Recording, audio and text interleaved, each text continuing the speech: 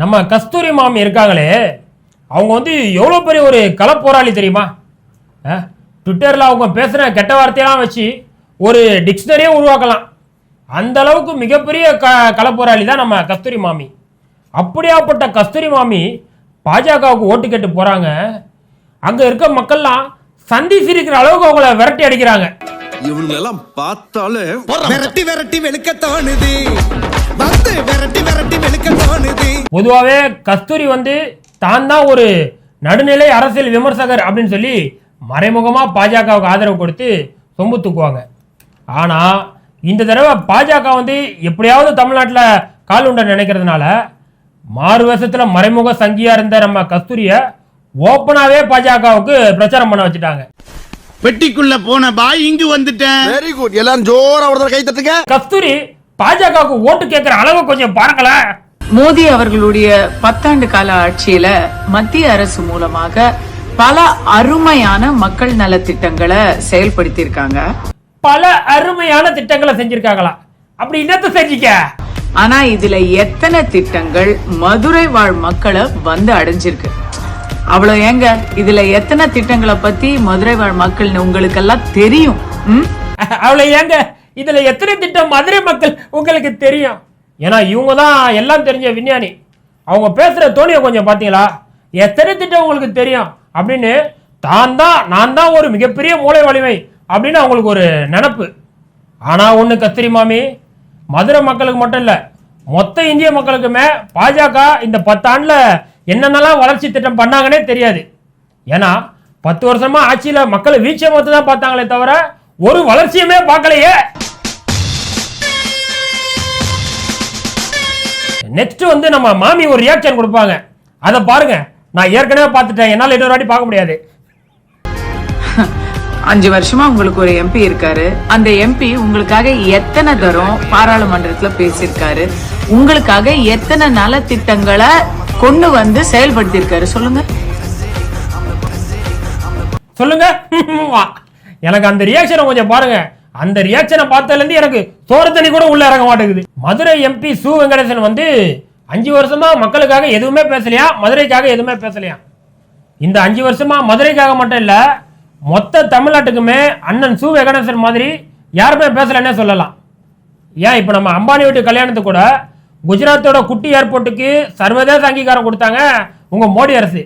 அப்போ கூட அண்ணன் சு வெங்கடேசன் தான் எங்க மதுரை ஏர்போர்ட்டை சர்வதேச விமான நிலையமா மாத்தணும்னு சொல்லி பல வருஷமா கோரிக்கை வைக்கிறோம். ஆனா அது எதையுமே காது கொடுத்து கேட்காம அம்பானி வீட்டு கல்யாணத்துக்காக ஒரு சின்ன ஏர்போர்ட்டை சர்வதேச அங்கீகாரம் கொடுக்குறீங்களே, இது மக்களுக்கான அரசா இல்ல அம்பானி அதானிக்கான அரசான்னு சொல்லி பயங்கரமான கேள்வி கேட்டாரு.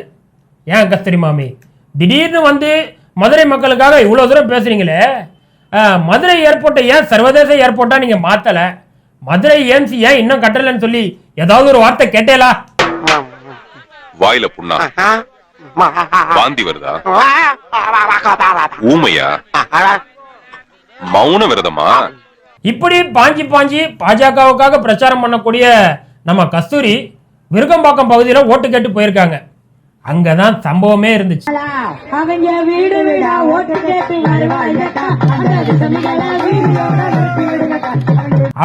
வீடா ஓட்டு கேட்டு வருவாங்கக்கா, அவங்கள வீட்டு பக்கமே விட்டுறாதீங்கக்கா அப்படின்னு சொல்லி திமுக பிரச்சாரம் பண்ணிக்கிட்டு இருக்கும் போது கஸ்தூரியோட பாஜகவோட அந்த வண்டி அந்த வழியா வந்துச்சு. அப்பதான் ஹை ஸ்பீட்ல அடுத்த வரியை பாட ஆரம்பிச்சாங்க.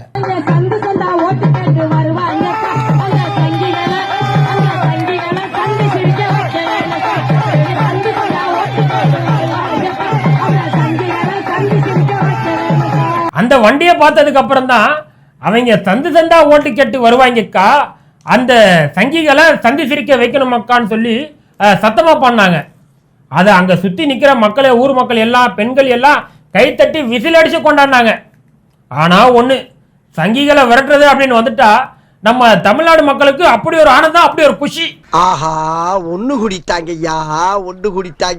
பாவம் நம்ம கஸ்தூரி மாமி பாஜகவுக்காக ஓட்டு கேட்க போய் ஊர் ஊரா விரட்டி அடிக்கக்கூடிய அளவுக்கு கஸ்தூரியோட நிலைமை கவலைக்குரிய நிலைமை ஆயிப்போச்சு. பாவம், நார்மல் மனுஷன் ஃப்ரம் இந்தியா. ஆனா எனக்கு இதுல மட்டும் ஒரே ஒரு விஷயம் புரியவே மாட்டேங்குது. நம்ம கஸ்தூரி மாமி இருக்காங்களே, கஸ்தூரி மாமி அவங்க வந்து எடப்பாடியை வாழ்த்தி பதிவும் போடுறாங்க. எடப்பாடியாரை நேரில் சந்திச்சு வாழ்த்த சொல்றாங்க.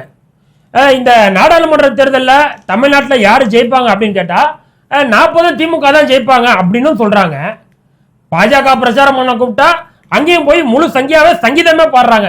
இவங்களை புரிஞ்சுக்கிறதுக்கே ஃப்ரெஷ்ஷா ஒரு மூலம் வேணும் போலயே. அவர்கிட்ட வாங்கின காசுக்கு ஏணி சின்னத்துல ஒரு குத்து, உங்ககிட்ட வாங்கின காசுக்கு தென்னை மரம் சின்னத்துல ஒரு குத்து. ஆக மொத்தம் 2 குத்துனே. 3வது குத்து நான் குத்தவா குத்துனே, உன் கையை தாராளமா குத்துனே. நம்ம நாட்டாம சரத்குமார் இப்பதான் ஃபுல் ஃபார்முக்கு வந்திருக்கிறாரு.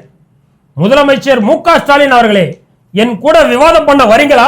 உங்களுக்கு 10 நாள் டைம் எடுத்துக்கோங்க, என் கூட விவாதம் பண்ண வரீங்களான்னு சொல்லி சும்மா தெரிக்க விடுறா போல. இதை கேட்டு எதிர்கட்சி எல்லாம் பயத்துல சும்மா நடுநடுக்கி இருக்கிறாங்க. இப்ப மேட்ரு என்ன அப்படின்னா, நம்ம முதலமைச்சர் மு.க. ஸ்டாலின் வந்து ட்விட்டர்ல பதிவு போட்டு பாஜகவை பத்தி மக்களுக்கு வந்து ஒரு நல்ல புரிதல் ஒன்று ஏற்படுத்துறாரு. மோடி அரசு ஜிஎஸ்டி அப்படின்னு ஒரு திட்டம் போட்டதால ஹோட்டல்ல இருந்து பைக் ரிப்பேர் பண்றதுல இருந்து எல்லாத்துக்கும் ஜிஎஸ்டி. ஒரு குடும்பம் மகிழ்ச்சியா இருக்க ஹோட்டலுக்கு போனா அங்க வரக்கூடிய ஜிஎஸ்டி பில்லை பார்த்து மக்கள் புலம்பக்கூடிய அளவுக்கு தான் இன்னைக்கு இருக்கு. அடுத்து செல்ஃபி எடுத்தா கூட அதுக்கும் ஜிஎஸ்டி போடுவாங்க போல அப்படின்னு சொல்லி ஜிஎஸ்டி பத்தியும் சிஏஏன்னு ஒரு சட்டம் கொண்டு வந்து மதத்தால மக்களை எப்படிலாம் மோடி கூறு போடுறாரு அப்படின்னு சொல்லி மு.க. ஸ்டாலின் ஒரு பதிவு ஒன்று போட்டிருந்தாரு. இந்த கருத்துக்கு தான் சரத்குமார் வந்து இப்ப சண்டைக்கு வரா போல. ஜிஎஸ்டி பத்தியும் சிஏஏ பத்தியும் பேசக்கூடிய ஸ்டாலின் ஒரு 10 நாள் டைம் எடுத்துக்கோங்க, நம்ம 2 பேரும் ஒரு டிவியில விவாதம் பண்ணலாமா அப்படின்னு மோடிஜிக்கு முழு முட்டு கொடுக்குறா போல. மண்டையாலேயே மண்டைய வச்சு அண்டா குடு. அப்படி இப்பதான் திமுக சார்பில் சரத்குமாரே சம்பவம் பண்ணாங்க. நாட்டாம சரத்குமார் அவர்களே, ஜிஎஸ்டி பத்தி விவாதம் வந்து அப்புறம் பண்ணிக்கலாம், முத உங்க வேட்பு மனுவை பாருங்க. அதுல நீங்க வந்து கோடிக்கணக்கில் ஜிஎஸ்டி பாக்கி வச்சிருக்கீங்க. ராதிகா பேர்ல வந்து 6.54 கோடி ஜிஎஸ்டி டாக்ஸ் பாக்கி இருக்கு. உங்க பேர்ல 8.48 கோடி ஜிஎஸ்டி டாக்ஸ் பாக்கி இருக்கு. மொத்தம் வந்து 15 கோடி கிட்ட நீங்க கட்ட வேண்டிய ஜிஎஸ்டி பாக்கி இருக்கு. அதை கட்டிட்டு அப்புறம் வந்து விவாதம் பண்ண வீரமா வாங்க அப்படின்னு சொல்லி சரத்குமார் சுயரூபத்தை ஆதாரத்தோட சம்பவம் பண்ணாங்க. நீ கராத்த மாசம் நினைச்சு எல்லாரும் கூப்பிட்டுக்கிட்டு இருக்காங்க. ஆனா நீ புரட்டா மாசம் இருக்கிறது எனக்கு ஒருத்தருக்கு தான். இவரு பைக் ஓட்டினா அதுல நம்பர் பிளேட் வைக்க மாட்டாரு, ஹெல்மெட் போட மாட்டாரு, ஜிஎஸ்டி நல்ல சட்டம் அப்படி இப்படின்னு பேசுவாரு, அந்த ஜிஎஸ்டியை கட்ட மாட்டாரு. இந்த லட்சணத்துல விவாதம் பண்ணி இவரு தாமரை மலர வைக்க போறாராம். நீதான் ஏன் அவசரப்பட்டு தப்பான தீர்ப்பை சொல்லிட்ட. அடுத்து நம்ம தமிழிசை சவுந்தரராஜன், அவங்க ரோபோ கூட பிரச்சாரம் பண்ணிக்கிட்டு இருக்காங்க. வணக்கம், என் பெயர் டாக்டர் தமிழிசை சவுந்தரராஜன். அக்கா தமிழிசையை பொறுத்த வரைக்கும் அவங்க பிரச்சாரம் வந்து எப்பவுமே டிஜிட்டல் மயம் தான். இப்படிதான் அப்பார்ட்மெண்ட் மக்கள்கிட்ட எல்லாம் பிரச்சாரம் பண்றதுக்காக ஜூம் மீட்டிங் நடத்தினாங்க. பார்த்தா அதுல யாரோ ஒருத்தன் ஆபாச படத்தை அரவேக்காட ஓட விட்டுட்டான். அதை பார்த்தோன்னே அங்கிருந்து எல்லாரும் தெரிச்சு ஓட்டாங்களாம். கர்மம் பிடிச்ச காட்டேரிக்கு பிறந்தவனே, என்னையாது உள்ள ஒருத்தன் என்னை பார்த்தவன டவுசர் சட்டை எல்லாம் கழட்டிட்டு அம்மனமா நிக்கிறான். சரி, நம்ம தமிழிசை வந்து இப்படி விதவிதமா பிரச்சாரம் பண்ணும்போது அவங்களுக்கு பிடிக்காத யாரோ ஒரு சங்கீதான் ஆபாச படம் போட்டிருப்பான். அது வந்து ஜூம் கால்ல அந்த மீட்டிங் போயிட்டு இருந்ததுனால உள்ள இருக்க கட்சிக்குள்ள இருக்க எவனோ ஒருத்தன் தான் இந்த காரியத்தை பண்ணிருக்கணும். யாரு பண்ணிருப்பா?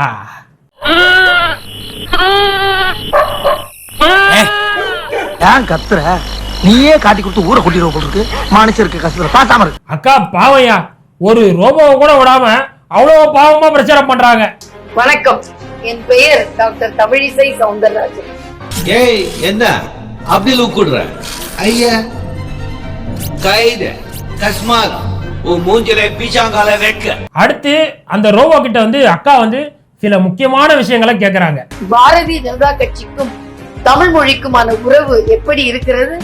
விரட்டி விரட்டி வெளுக்க தோணுது, வந்து விரட்டி விரட்டி வெளுக்க தோணுது. அப்புறம் அக்காவோட வெற்றியை பத்தி அந்த ரோபோ கிட்ட ஜோசியமும் கேக்குறாங்க.